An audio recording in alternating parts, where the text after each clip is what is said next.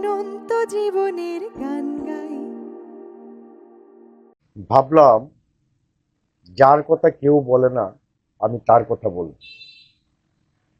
বাংলা সাহিত্যের একজন উজ্জ্বল নক্ষত্র, খসে পড়া নক্ষত্র, যার কথা কেউ বলে না, কিন্তু আমি আজ বলব। তিনি হচ্ছেন কবি মহিবুর রহিম। তিনি 1973 সালের 15ই জানুয়ারি জন্মগ্রহণ করেছিলেন এবং 16ই জুলাই 2025 সালের 16ই জুলাই তিনি মৃত্যুবরণ করেছেন। এই ক্ষুদ্রকালের তার জীবন, আসলে জীবন এত ছোট। ওই যে তারাশঙ্করের সেই কবিতা মানে কবি উপন্যাসের কথাই মনে পড়ে যায়, জীবন এত ছোট কেনে। যাই হোক, এই মহিবুর রহিমের সাথে আমার পরিচয় বৈষম্য বিরোধী আন্দোলন থেকে। ছাত্র জনতা যখন বৈষম্য বিরোধী আন্দোলন করে তিনি তখন এটার সাথে যুক্ত হয়েছিলেন। এই ভদ্রলোক অত্যন্ত সহজ সরল মানুষ ছিলেন। তিনি একজন কবি, প্রাবন্ধিক এবং গবেষক। তিনি হাওর অঞ্চলের বিষয় নিয়েও কাজ করেছেন। একজন ঢাকা বিশ্ববিদ্যালয়ের ছাত্র হওয়া সত্ত্বেও সেখান থেকে তিনি মফস্বল অঞ্চলে চলে এসেছেন ছাত্রদেরকে পড়ানোর জন্য এবং একটা কলেজে শিক্ষকতা করেছেন। শিক্ষকতা করে তার সারাটা জীবন তিনি ব্রাহ্মণবাড়িয়ায় কাটিয়ে দিয়েছেন।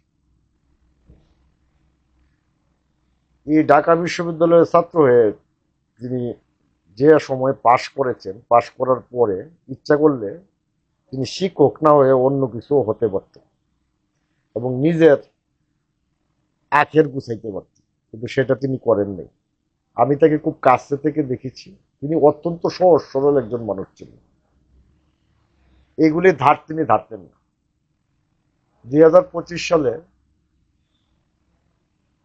সম্ভবত ফেব্রুয়ারি মাসের 7 তারিখ অমর একুশে যে বইমেলা, সেই বইমেলায় তার সাথে আমার সর্বশেষ দেখা হয়।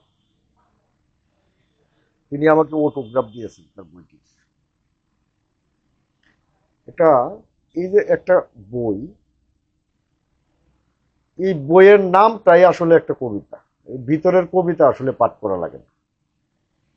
হৃদয়ে আমার কোনো মন্দা নেই, এই যে উচ্চারণ, এই উচ্চারণ আসলে মানে হৃদয়ে আমার কোনো মন্দা নেই, এই উচ্চারণটা মানুষ ইচ্ছা করলেই সে করতে পারে না। তিনি আমাকে অটোগ্রাফও দিয়েছেন এবং এনামুল হক পলাশ ভাইকে আন্তরিক শুভেচ্ছা সহ অভিনন্দন। ঢাকা বইমেলায় তার সাথে দেখা। সেখান থেকে আমি তার একটি কবিতা পাঠ করি, কারণ এই মাসটা ফরুক আহমদের মাস। ফরুক আহমদকে নিয়ে অনলাইনে চর্চা হচ্ছে। তিনি ফরুক আহমেদ স্মরণে একটি কবিতা লিখেছেন। গণ্ডিবদ্ধ শাখা নদীতে দিক ভ্রান্ত যুগের মাঝিরা, তারা ভুলে গেছে জীবনের সমস্যর স্রোতের মহিমা। তারা ভুলে গেছে ঢেউয়ের ভাজে বাজে মুক্তিকামী উত্থান প্রেরণা। একটি গোধূলির কাছে নতজানু সন্ধিক্ষণে তারা হারিয়ে এসেছে বৃহৎ নদীর গতিপথ। যে নদীর ধর্মই ছিল না শাশ্বত সমুদ্রের কথা বলা। দিগন্ত বিস্তৃত এক বিশালতা উদার আকাশ আর রক্তের বৈভবের মতো আদিগন্ত নীলের মহিমা।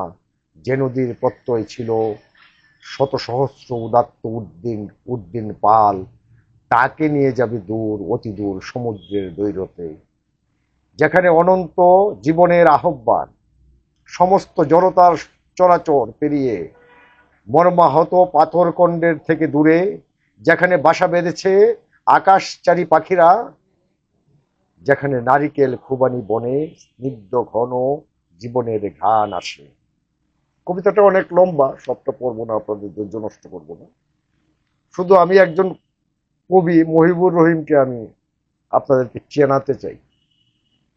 তিনি অকাল প্রয়াত হয়েছেন। তিনি আমি তাকে খুব ভালোবাসতাম, তিনিও আমাকে খুব ভালোবাসতেন।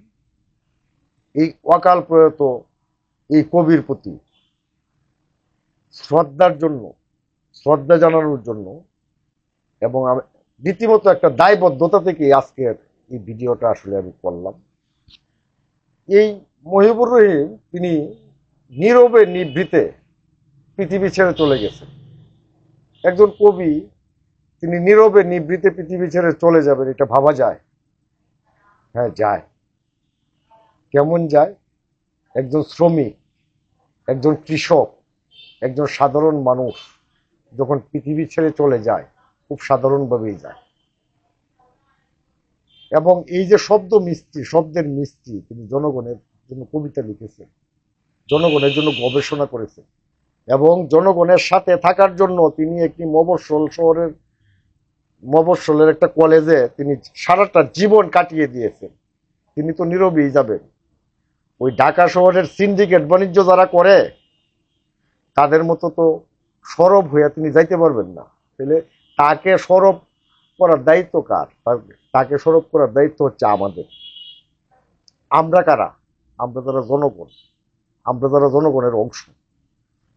আর আমরা জনগণের অংশ মানে কি? আমরা আসলেই প্রান্তিক পর্যায়ের মানুষ। আমরা এই সমস্ত সিন্ডিকেটের দাঁড়দারি না। আমরা জনগণের সাথে আছি, আমরা জনগণের সাথে জন্য লিখব এবং জনগণের কথা আমরা বলবো। এবং কবি মহিবুর রহিমকে আমি সেলুট জানাই।